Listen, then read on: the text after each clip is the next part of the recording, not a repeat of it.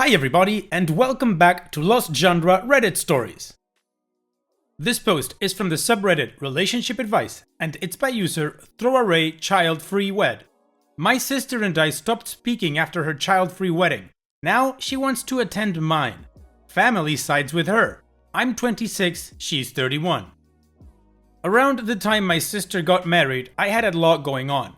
I was divorcing, had 2 kids under 2, and me attending her wedding would require an overnight trip, which I was prepared to do until I found out with less than a week to go that it was child-free. I called her and said I couldn't make it. She didn't take it well. We both said crap we shouldn't have, and we both apologized. But when we made up, she asked if I could come to the wedding now, and I said no, as the circumstances hadn't changed, at which point the argument started up all over again.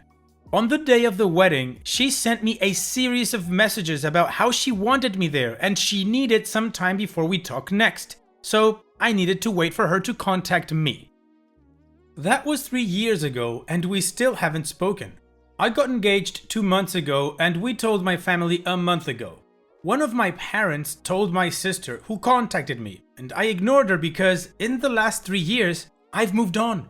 I'm happy she had her wedding her way, but she knew it would cause issues for me, which is why she only told me last minute. She said some things about my kids and me that I can't forgive, and if not for me getting engaged, she might have never reached out to me again, as it's been nearly 3 years, so clearly my ongoing presence in her life is not a big deal to her.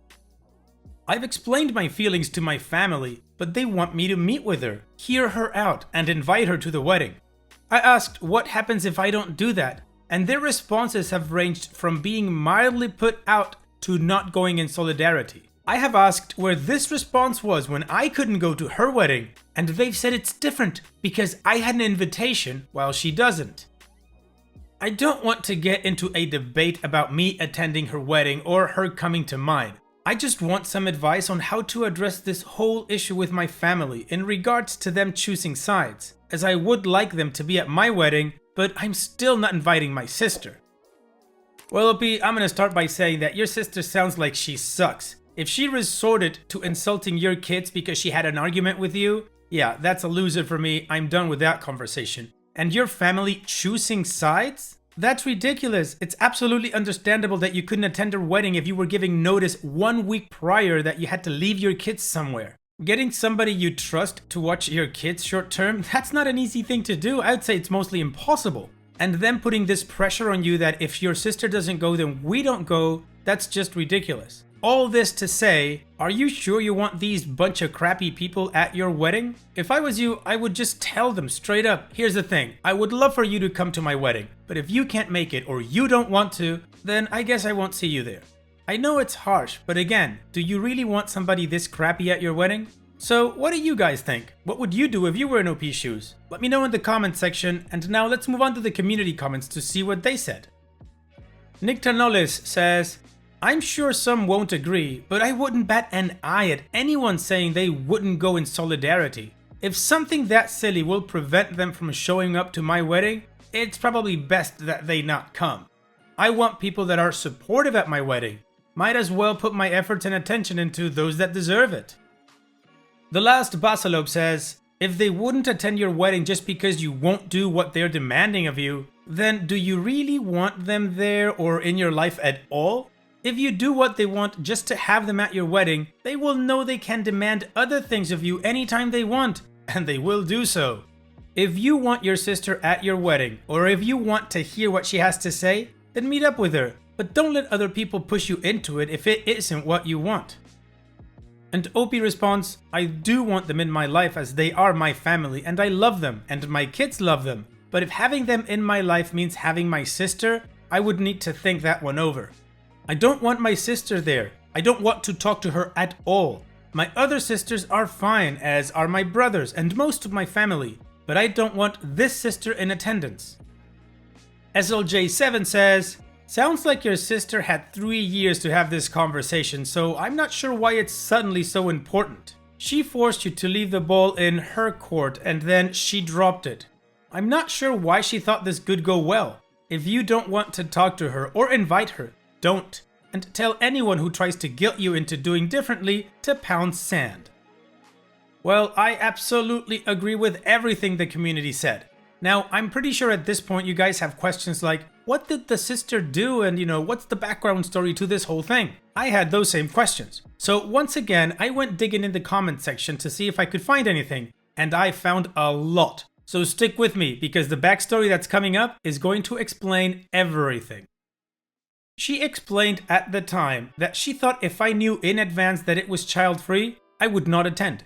She waited to tell me so I would have already made arrangements regarding transport, work, and the hotel, in the hopes that I would leave the kids with people with whom I had made an effort before then to not leave them. I was living near to their grandparents, my ex-in-laws, and their father, and had a few trustworthy friends and access to local childcare services. Her hope was that if she told me with less than a week to go, I, out of sheer desperation, would leave the kids with any of these people. Now, at the time, I had a 15-month-old and a 2-month-old, and no car. So I was already looking at 5 hours of trains and overnight in a hotel with 2 babies. So when she gave me less than a week of notice to find childcare for that time, I felt like I was in an impossible position and took the path of least resistance. Now, she can do what she wants with her wedding, but she knew I couldn't leave the kids long before I knew she wanted me to leave them. The second I realized it was an issue, I didn't get upset, I just bowed out. I knew some people had kids they couldn't bring, as it was during school hours. And about a month before the wedding, my sister told me about her husband's cousin, who had multiple older children she wanted to bring and was refused. But my sister said that was because she was the husband's cousin and they were old enough to take care of themselves. And she said my kids were the exception to the child-free rule, as they are my kids and were babies at the time, and I was a newly single mother. Then, with less than a week to go, she told me that I couldn't bring my kids. She thought that if she told me in advance that it was totally child-free, I wouldn't have come. I wouldn't say I'm angry with her. I was angry, and then I was upset, and then I accepted it. I'm indifferent at this stage. She removed me from her life because I couldn't come to her wedding. She has made no effort to bring me back into her life in the last 3 years. And now I'm getting married and she wants to be included. I think it's a bit gauche. And even if I did hear her out, I still wouldn't want her there. Her presence would be a reminder of everything that happened around her wedding, and I don't want her around my kids.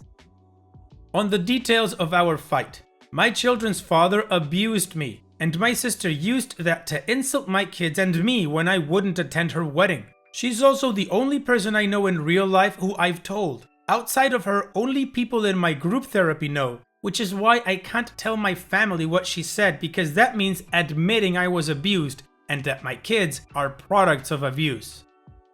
Also, I'm no contact with the ex-in-laws because they defend their piece of crap son.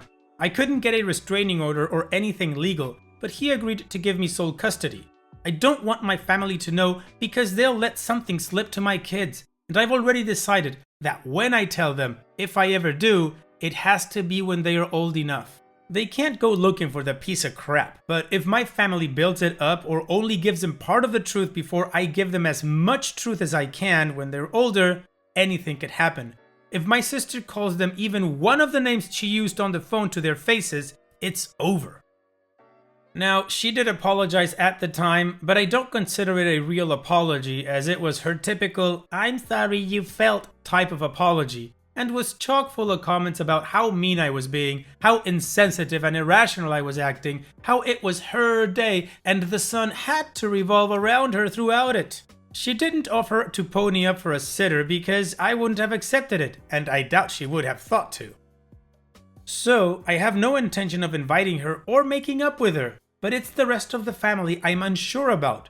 They don't know about the abuse, as far as I know, and I don't want them to know until after I've told my kids what they need to know, which won't be for a decade and a half, at the very least. So something as cutting my sister out of the wedding should be simple, but my family, not having the full context, are against it. Anyway, I'm mostly fine, but having to rehash exactly why I don't want to talk to the woman who called my children and me various names due to their father's behavior is not helping. My fiance is supportive and loving, and the kids are perfect. But having this debate with my family when I can't tell them any of the context is causing me some issues. My main concern is that inviting her could hurt my kids, and I'll be looking over my shoulder the entire day to make sure she's staying away from my kids and not crap talking them or me to the other guests. In summary, I will not forgive her. It isn't even a faint whisper of a possibility. The only thing less likely than me forgiving her is me letting her within a country mile of my children. Wow, OP, there is a word for people like your sister that starts with a C that fits her to the T. Although T is the last letter in that word, but you guys know what I mean. I totally understand why you wouldn't want to tell your family. I mean, I don't know them, so I don't know if you can trust them with something as big as what happened to you, which is horrible, by the way, so thankfully you got out of there. So now you've got the whole backstory and information regarding OP's story, and you know what a piece of crap that sister is. So if you'd like to comment on her, feel free to do so in the comment section. And now we can move on with the update to see what OP ended up doing. I contacted the relatives who have been harassing me about inviting my sister to the wedding. I said, in short, that I don't want to talk about my sister anymore, that we had our issues way back when, and the resolution, if you can call it that, was no contact. I intend to continue not speaking to her because of how she acted back then, and shared part of the truth, admitting that when we had that argument, she insulted my kids due to the circumstances of my split with their father. I included a couple of quotes from my argument with my sister that I felt comfortable sharing, specifically some about my children. A few people apologized after that, and I thought things were resolved, until my sister put her little woe is me act back on, talking about how mean I was to her on her special day, saying I was punishing her, and she somehow managed to turn the tide back around into her favor. The messages then began trickling in, and in the last 3 weeks, all but 2 of my relatives have said they are not attending my wedding in solidarity with my sister. I haven't even sent out invites yet, so to get this many negative RSVPs in advance probably belongs in the record books. My family made up the overwhelming majority of the guest list, which was pretty small to begin with, so now we only have less than 20 people left on said list, including kids, and no one else to invite, and that's assuming the remaining guests can all come. My fiance and I are now considering eloping, which sucks because we didn't want to do that, but we no longer have enough guests to warrant an actual wedding, as most wedding services are designed for a couple of hundred people, so the cost per guest has skyrocketed. And to just deliver that final blow, I spoke to my sister in person, and after once again insulting me and my kids, she added that I should let her know the date for my wedding so she can plan a party and possibly a vow renewal for the same day. This was probably only said to upset me at the moment, but I wouldn't put it past her to actually do this either. All in all, I'm glad I no longer speak to my sister. I just wish she'd left my life quietly and not kicking and screaming. Oh wow, your sister is a big piece of trash, scumbag, and all of those negative adjectives, including that C word we spoke about a while ago. I'm so sorry she's ruining your wedding and your family won't attend because of her pettiness and ridiculousness. But OP, I have to say, if they're not going because of those reasons, then I think it's best they don't come. All the best to you and your fiancé on your wedding. Take care, OP, and thank you for sharing. And now let's move on to the next post. This post is from the subreddit Malicious Compliance, and it's by user CrackSnap7. You want the exact amount? You get the exact amount. When I was 13 or 14, I decided I wanted a PlayStation 3. My dad refused to buy me one, but my uncle made me an offer I couldn't refuse. He said that if I worked at a sweets shop for the 2 months of summer break, he would buy me a PS3 and some games in lieu of payment. For teenage me with no commitments, this seemed fantastic.